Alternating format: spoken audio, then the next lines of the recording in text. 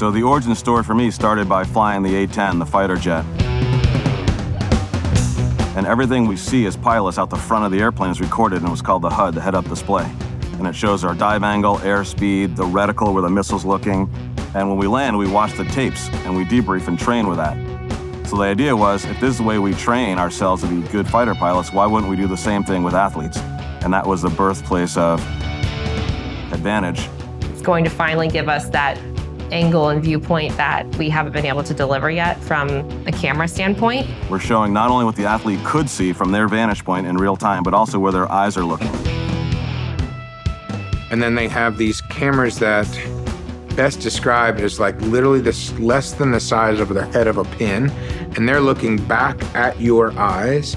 The concept of eye tracking is so interesting, and being able to see what an athlete sees and where they look. And that now brings us into the mind of the athlete. You will see what he saw, you'll see the decision she made, and then the action they took. So it's bringing complete immersion to the fan.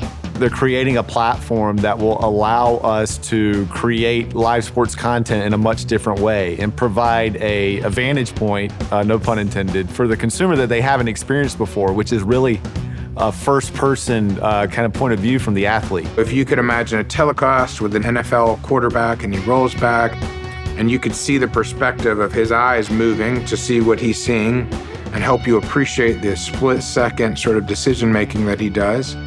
Now it's even a more immersive experience. As his technology improves over time, we can basically stream live from these helmet cameras or from these first-person point of views that we've not been able to before. One of the areas that we've struggled with historically is to be able to get more and more on the field.